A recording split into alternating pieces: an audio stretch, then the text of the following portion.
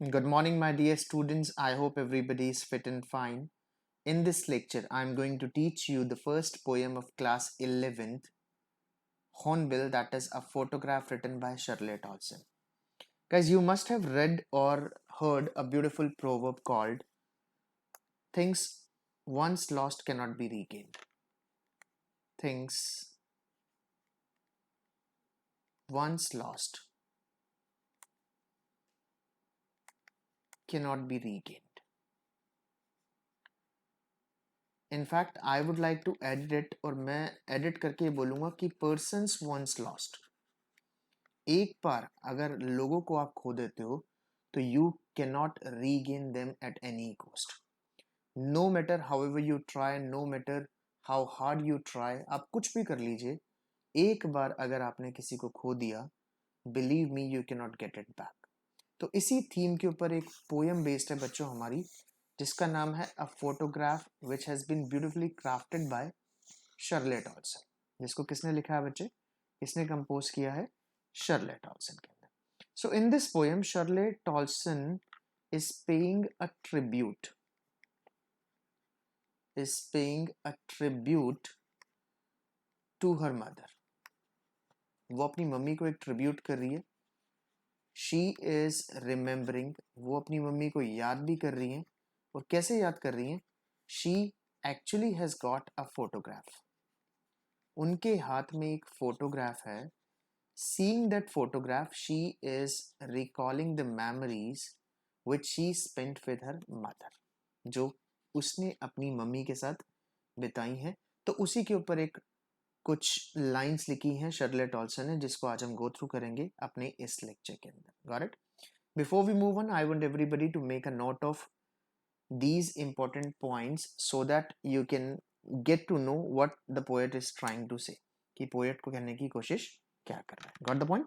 So we'll read this poem line by line. हम एक एक करके इस बच्चों इस लाइन बाय लाइन इस पोएम को पढ़ते हैं और ट्राई टू फिगर आउट और जानने की कोशिश करते हैं कि what is Shirley Toulson trying to say. Got it? So poet क्या बोल रही है? लुक एट लाइन नंबर 1 बच्चे। पहली लाइन देखते हैं। This is the cardboard shows me how it was। देखिए, she is having a cardboard, उसके हाथ में क्या है? कार्डबोर्ड है। Let me tell you what cardboard is. Cardboard होता क्या है? Cardboard is actually a stiff thick paper. एक थिक पेपर होता है जिसको हम गत्ता भी बोलते हैं गाइस, उसका वो जिक्र कर रही है इस पोएम के अंदर। She is saying that the cardboard shows me how it was. उस कार्डबोर्ड के अंदर एक पिक्चर है guys. That cardboard has a picture. Picture को किसमें कवर किया गया है बच्चों? कार्डबोर्ड के अंदर किया गया। And I have already elaborated what a cardboard is. It is actually a stiff thick paper. If you want you can note it down. कह रहे कि कार्डबोर्ड मुझे दिखा रहा है कि सब कुछ कैसा था। When the two girl cousins went peddling, जब ये दो लड़कियां थी, ये पेडल करने के लिए गई। कहाँ गई गैस? पेडल करने के लिए। तो वो पेडलिंग की बात करिए गैस, इस वर्ड को भी नोट डाउन कर लें कि पेडल क्या होता है। PADDLE। जो पेडल होता है गैस, इसका मतलब होता है to walk unsteadily. To walk unsteadily. So it means Shirley Toulson the poetess, या आप इसको पोएट भी बोल सकते हैं, she has a picture in her hand। that picture is covered in a cardboard and in that picture, उस picture के अंदर there are two girls and she is calling them cousins। she is calling them cousins of her mother। और वो इस poem में बच्चों उन दोनों लड़कियों को क्या कह के बुला रही है? She is calling them as cousins. Got the point? I hope ये दोनों लाइंस क्लियर है। और कह रहा है ये जो दोनों लड़कियां हैं, दोनों गर्ल्स हैं, दोनों कजिन्स हैं, they are paddling. Paddling means they are walking unsteadily. वो इधर उधर घूम रही है। Got the point? So far these two lines, I hope everything is clear to all and sundry। each one holding one of my mother's hand। कह रही है both of them, उन दोनों ने, what they are doing, they are holding my mother's hands। कह रही है दोनों ने मेरी मम्मी के हाथ पकड़े हुए। लेफ्ट हैंड, जो ये लेफ्ट वाला है, that has been held by one of the cousins, और ये जो राइट हैंड है, that has also been held. दोनों हाथों को पकड़ा हुआ है। इन सेंटर, इन सेंटर जो है वो कौन है गाइस? पोएट की मदर है। ऑन द लेफ्ट साइड उसकी कजिन है, ऑन द राइट साइड उसकी कजिन है। इन टोटलिटी अगर हम बात करें तो guys, how many girls are there in picture? There are 3 girls. Let me once again tell you, she is looking at a photograph that has been wrapped in a cardboard. In that picture, she gets to see that there are 3 girls. One of them is the mother of poetess, Shirley Tolson की mother है, and other 2 are the cousins of Shirley Tolson's mother. I hope these 3 lines are clear. So what these 2 girls are doing, ये क्या कर रही है? each one holding one of my mother's hands, और बोल रही है कि दोनों जो ये लड़कियां हैं, इन्होंने मेरी मम्मी का हाथ पकड़ा हुआ है। Got it guys? I hope these 3 lines are clear to all the students. Let's move on to 4th line. And she the big girl, and she the big girl, और कह रही है जो उनमें से सबसे बड़ी है। कौन है सबसे बड़ी?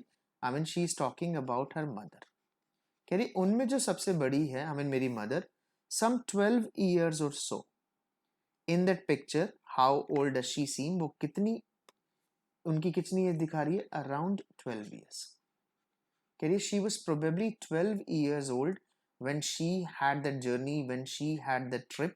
जब उस ट्रिप पे गए थे, उस जर्नी पे गए थे, तो लगभग वो 12 साल की थी। She was 12 years old and she was accompanied by 2 cousins। 2 cousins भी साथ में थी, जिनके नाम वो बाद में बताएगी।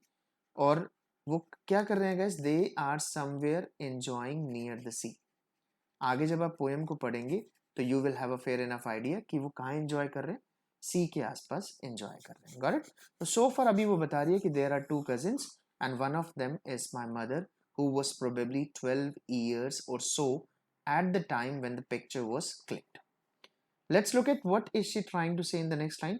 All 3 stood still to smile through their hair. Got it? Wait for a second, let me clean it। एक बार मैं इसको क्लीन कर लेता हूँ और उसके बाद मैं आपको बता देता हूँ what is she trying to say, वो कहने की क्या कोशिश कर रही है।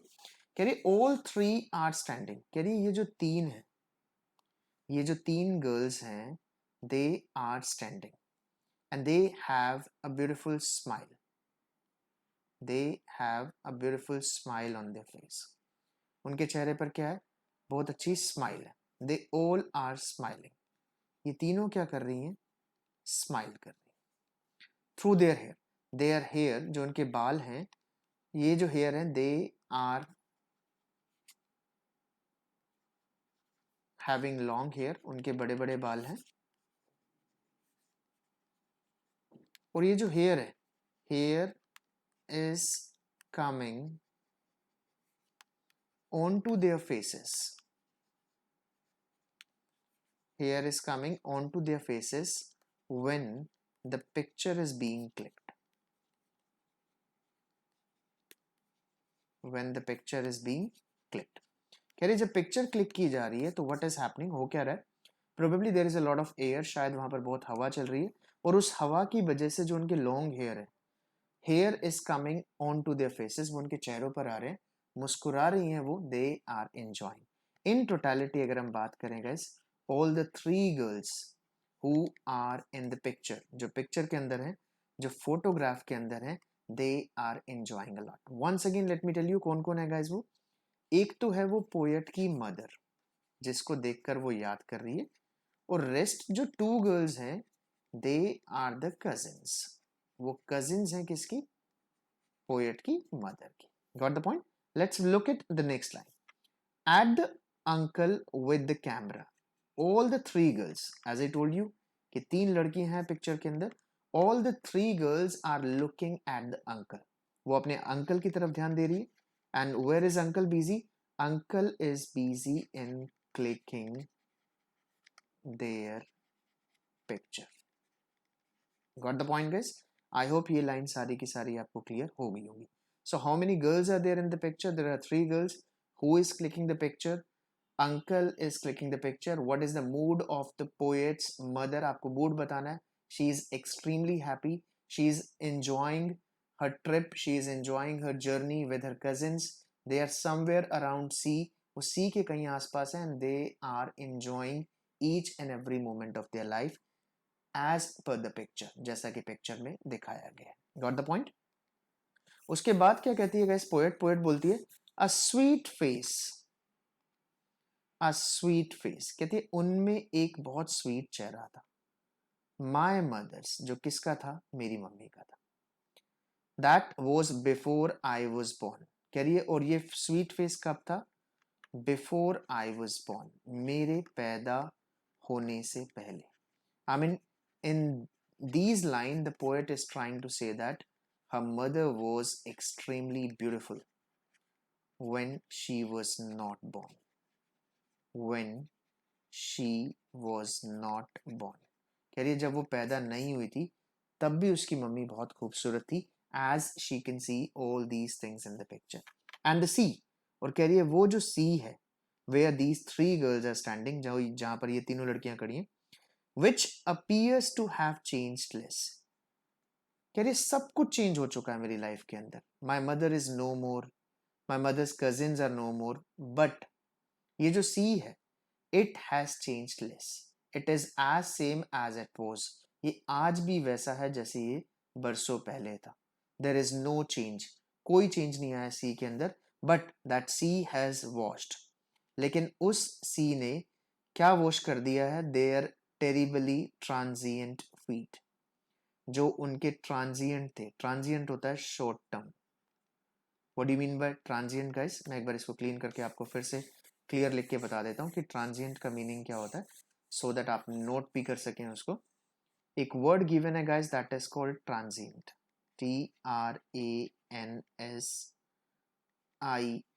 TRANSIENT ट्रांजिएंट का मतलब होता है बच्चों शॉर्ट टर्म या फिर आप इसको टेम्पोरेरी भी बोल सकते हैं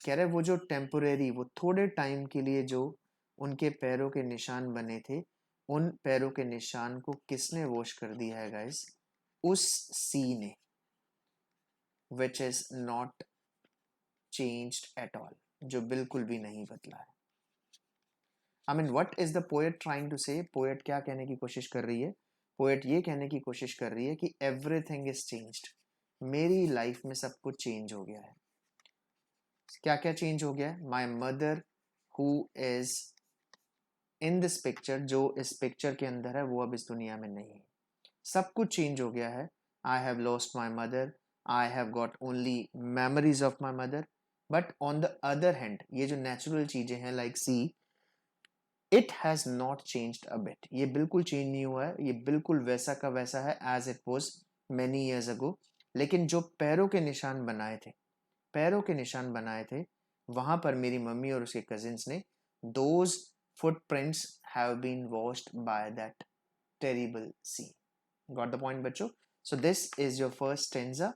I hope it is clear to all and sundry. एक बार मैं फिर बता दूं इसमें important word कौन से फर्स्ट जो important word है वो है cardboard जो मैं आपको बता चुका हूँ It's a kind of stiff paper. Second जो important word है that is paddling. Paddling का मतलब होता है to walk unsteadily.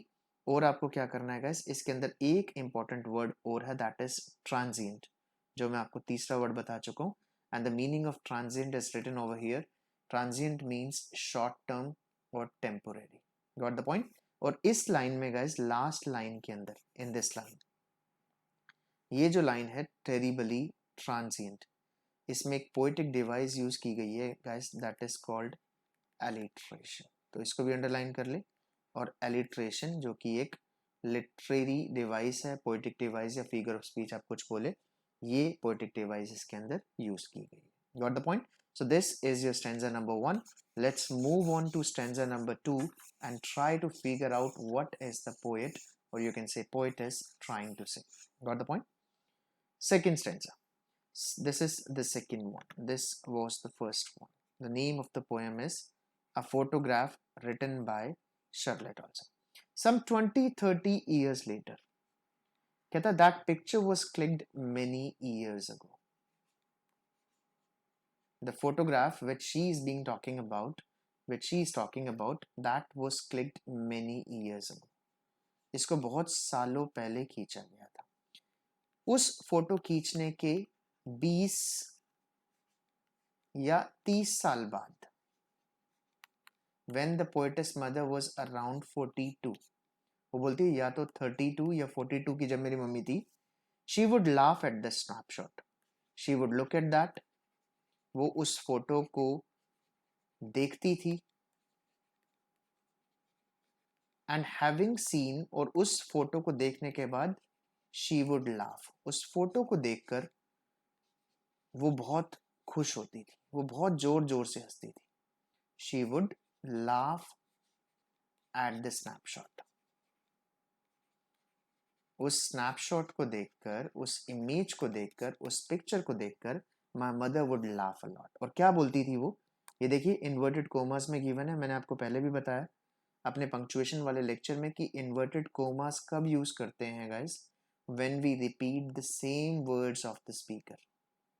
जब हम स्पीकर के सेम वर्ड्स को रिपीट करते हैं तो हम किसका यूज करते हैं बच्चों, इन्वर्टेड कोमास का. तो उसने क्या बोला, सी बेटी एंड डॉली. वो फोटो को देखती थी और बोलती थी कि देखो बेटी और डॉली को देखो. बेटी और डॉली कौन है गाइस, ये कजिन्स है. मैंने आपको फर्स्ट स्टेंजा में बताया था कि ये कजिन्स हैं पोएट की, बेटी और डॉली. तो क्वेश्चन आता है हु आर बेटी एंड डॉली, तो आपको क्या लिखना है, कजिन्स. तो वो बोलती थी सी बेटी and Dolly, she would see. वो कहती थी कि देखो बेटी एंड डॉली को, and look how they dressed us for the beach. और कहती है देखो उन दोनों ने हमें कौन कौन सी ड्रेस पहनाई थी कहाँ जाने के लिए, बीच पे जाने के लिए. तो this sentence makes it very clear कि दे वर समवेयर अराउंड बीच, कि वो किसके पास थे गाइस, बीच के आसपास थे, यानी किसी सी के आसपास थे. दे वर एंजॉयिंग ओवर देयर. और वो बाद में फोटो को देखकर बहुत हंसती थी कि देखो बेटी और डॉली ने मुझे कैसे ड्रेस किया था, हमें कैसे ड्रेस किया था. Got the point. The sea holiday was her past. मेरी मदर के लिए क्या पास था, उसका sea holiday. She wanted that holiday to come back again. वो चाहती थी कि वो हॉलीडे वापस आ जाए, वो चाहती थी वो दिन वापस आ जाए. When she enjoys with her cousins, जब वो एंजॉय कर सके किसके साथ, अपने कजिन्स के साथ. यानी she would miss that C holiday a lot. Mine is her laughter. और मैं क्या मिस करती हूँ, I miss the laughter, I miss the smile. I miss the beautiful time spent with my mother. In fact, I miss each and everything that is related to my mother. कह रही मेरी mummy को regret था. क्या regret था, कि वो चाहती थी कि उनकी सी हॉलीडे वापस आ जाए, और मैं चाहती हूँ I want my mother to come back. But you know, as I told you at the beginning of the poem, कि things once lost, people once lost can not be regained. एक बार अगर आप किसी को खो देते हैं तो वो बंदा दोबारा आपके पास लौट कर नहीं आता. Got the point. तो दोनों का लॉस हुआ था. मेरी मम्मी के लिए लॉस था उनका past, that was her sea holiday. और मेरे लिए क्या लॉस है, माइन इज, देखिए प्रेजेंट में बता रही कि मेरे लिए लॉस है उनकी laughter. I want she to come back, I want she to laugh again, I want she to look at the picture again, I want she to smile. But it is not possible because my mother is no more. क्योंकि मेरी mummy इस दुनिया में नहीं है. Next line में वो क्या बोल रहा है बच्चों, यहां देखो, बोथ राय. राय का मतलब क्या लिखना है बच्चों आपको, that is disappointed. That is disappointed. कह रहे दोनों डिसअपॉइंटेड थे. My mother was disappointed because she had lost her memories. और मैं डिसअपॉइंटेड हूं because I have lost my mother. With the labored ease of loss, with the labored ease of loss. कहता दोनों को लॉस हुआ. My mother lost her beautiful memories and I have lost my beautiful mother. तो ये जो poetic device use की है, labored ease of loss, तो ये बच्चों आपकी पोएटिक डिवाइस है ऑक्सीमोरॉन. Got it. तो ये आपको लिखना है.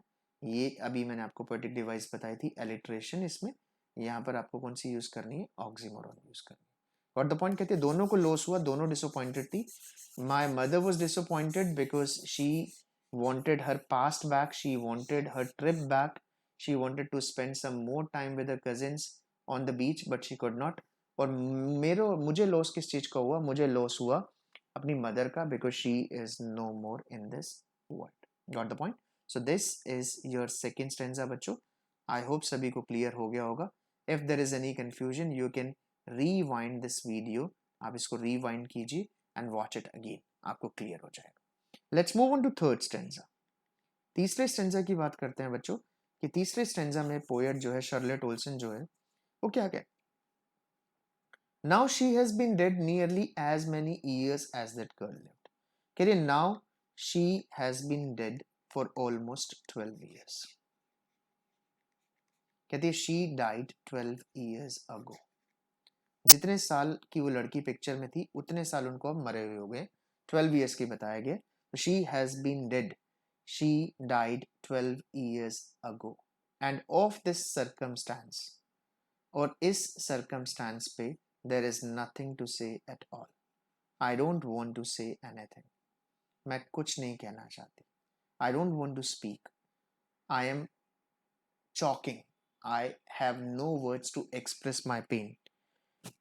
मेरे जो मैं पेन फील कर रही हूँ, I cannot elaborate what I feel now, मैं उसको एक्सप्रेस नहीं कर पाऊंगी, because the real loss has been borne by me, क्योंकि जो असली लॉस है उसको बर्दाश्त मैंने ही की है। People cannot keep themselves or put themselves into my shoes, because the loss I have borne is invaluable. Nobody can even imagine how much I have lost. तो मैं कुछ नहीं कहना चाहती इस circumstance के ऊपर, इस moment के ऊपर। I have nothing to say. It's silence silences. कह रही है जो उसका साइलेंस है, जो शांति है, वो साइलेंसेस, वो हमें चुप करा देता है। कह रहा पीस इतनी रिक्वायर्ड है, उसकी जो पीस है, उसका जो साइलेंस है, जो पेन मैं फील कर रही हूँ, उसकी जो शांति है वो मुझे बोलने नहीं देती, वो मुझे चुप करा देती है। तो यहाँ भी एक पोएटिक डिवाइस यूज की गई है बच्चों, वो कौन सी है? पर्सोनिफिकेशन। Got the point. तो 3 पोएटिक डिवाइसेस मैं आपको बता चुका हूँ, कौन कौन सी एक बार देख लेते हैं फिर कि कौन कौन सी 3 पोएटिक डिवाइसेस मैंने आपको बताई। Got it. तो वो she doesn't want to speak a lot, वो और स्टेंजा ऐड नहीं करना चाहती। She has crafted her words into a poem, वो पहले ही एक ब्यूटीफुल पोएम लिख चुकी है। Now she is very emotional, अब वो और आगे लिखना नहीं चाहती, इसलिए वो बोलती है कि at this circumstance there is nothing to say at all, कुछ नहीं कहना चाहती। इट्स साइलेंस साइलेंसेस, उसकी जो शांति है वो सबको शांत करा देती है, किसी को कुछ बोलने नहीं देती। Are you getting the point guys? तो this is your poem number first, a photograph written by Charlotte Olsen.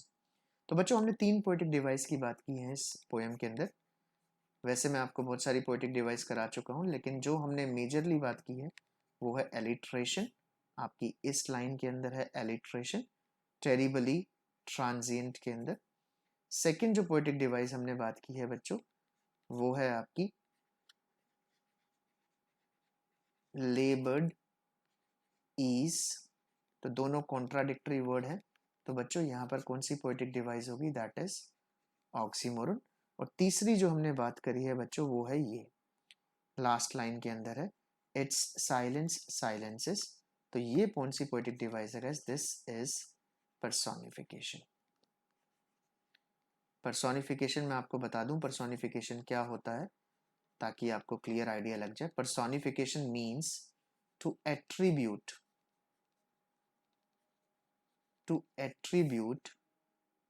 human qualities, to attribute human qualities to non-living things। जब हम नॉन लिविंग चीजों को ह्यूमन की क्वालिटी से नवाजते हैं guys, so that becomes personification. वो क्या बन जाता है बच्चों? पर्सोनिफिकेशन बन जाता है। तो तीनों पोएटिक डिवाइसेस आपको क्लियर कर लेने। Got it. Now comes two important question answers of this poem. अब बात करते हैं हम इंपॉर्टेंट क्वेश्चन आंसर्स की, कौन कौन से इंपॉर्टेंट क्वेश्चंस हैं इस चैप्टर के अंदर, वो देख लेते हैं गाइस। वैसे तो आपके एग्जाम्स के अंदर क्या होता है गाइस, एक स्टेंजा पिक कर लेगा पोएम। एग्जामिनर क्या करेगा? Suppose examiner picks up this one, examiner जो है वो इस स्टेंजा को पूछ लेगा इस टेंजा को दे देगा और इसके बेसिस पे क्वेश्चंस पूछ लेगा। लेकिन फिर भी वैसे भी वो आपसे 30 to 40 वर्ड्स के अंदर भी क्वेश्चन पूछ सकता है। Got it? तो हम उन क्वेश्चंस की बात कर लेते हैं जो इंपॉर्टेंट है as far as this poem is concern. Let's look at question number 1। देखिए क्वेश्चन नंबर 1 मैं आपको शुरू से बता रहा हूँ फ्रॉम स्क्रैच कि आपको पोएम, जब भी आप पोएम करें तो आपको ये क्वेश्चन तो जरूर प्रिपेयर करना है, name the poem and the poet. कि whenever you are reading a poem, जब भी आप कोई पोएम पढ़ रहे हैं तो make sure you know the name of the poem and the poet. The name of the poem is a photograph written by Shirley Dodson. Let's look at question number 2. Question number 2. What is the poet? देखिए female है तो आप poetess भी लगा सकते हैं। What is the poetess looking at in the photograph? उसके हाथ में जो फोटोग्राफ है, what is she looking at in that? वो उसके अंदर क्या देख रही है? This is your question number 2. तो क्या देख रही है वो? She is looking at a mother who is no more in this world. Got it? तो थर्ड जो क्वेश्चन है, where are poetess mother and her cousins according to you? I mean in this question आपको बताना है कि आपके हिसाब से वो कहाँ एंजॉय कर रहे हैं। I have already told you that seeing the location, seeing the words, हम easily we can easily figure out where the guys are. The guys are somewhere around sea. वो बीच के आसपास यानी कहीं सी के आसपास है, and they are enjoying over there. तो आपको बताना है कि आपके हिसाब से क्या है। Got it? Next question है question number 4, that is what loss did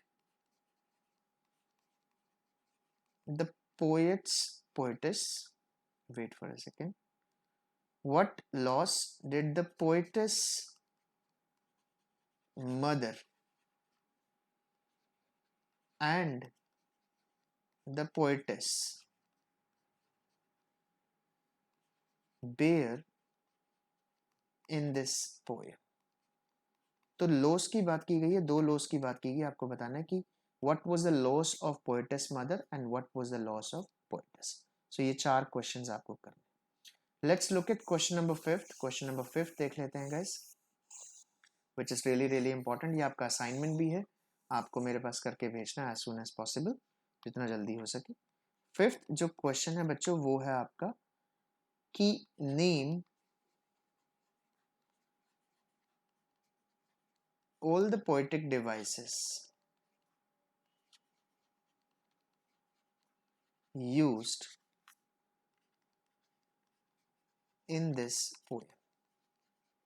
आपको क्या करना है बच्चों, जितनी पोएटिक डिवाइसेस यूज हैं, जैसे मैंने आपको बताया कि एलिट्रेशन यूज हुई है, इसमें आपका ऑक्सीमोरॉन यूज हुआ है और आपकी पर्सोनिफिकेशन यूज हुई है। तो आप अलोंग विद द रीजंस, आप रीजंस भी देंगे, आप सेंटेंसेस भी बताएंगे कौन कौन से हैं और आप उन सबको क्या करेंगे, फिगर आउट करेंगे। Let's look at question number 6।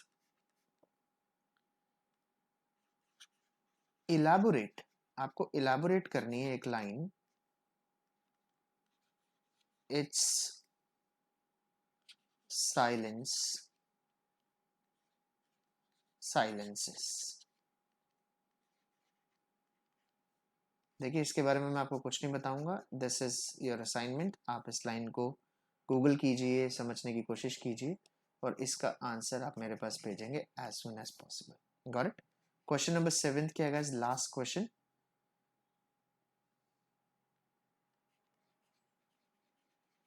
Have you ever lost, have you ever lost someone in your life who or which. If it is a thing, it's which. If it is a person, it's who. Which can never come back. Elaborate. क्या आपने कोई ऐसी चीज खोई है, या ऐसा person, या ऐसा पेट, या कोई ऐसी चीज जो आपने खो दी और आपको वापस ना मिल रहा, तो उसके बारे में यू नीड टू इलाबोरेट. आपको इलाबोरेट करना है कि वो चीज क्या थी, वो पर्सन क्या था. Got it guys? ये 7 क्वेश्चंस आपको करने हैं, 3 poetic devices. If you want, there are an number of poetic devices. If you want, you can find out them and write down in your notebook. अपनी notebook में भी आप लिख सकते हैं. This is all about your poem number first, a photograph written by Shirley Toulson. इससे पहले भी बच्चों, मैं the voice of the rain और चाइल्डहुड पे आपका लेक्चर बना चुका हूँ. In case there is any problem, अगर कोई प्रॉब्लम आती है, so you can directly call me on my number. आप मेरे नंबर पे भी कॉल कर सकते हैं और WhatsApp. Got the point guys? So that was all about your lecture based on a photograph written by Shirley Olson. I hope you would have got a fair enough idea what is the poetess, or what is the poet trying to say in this poem. It is actually a tribute wherein she is missing her mother. Got it? So let's wind this up. Make a note of this. Have a nice day ahead.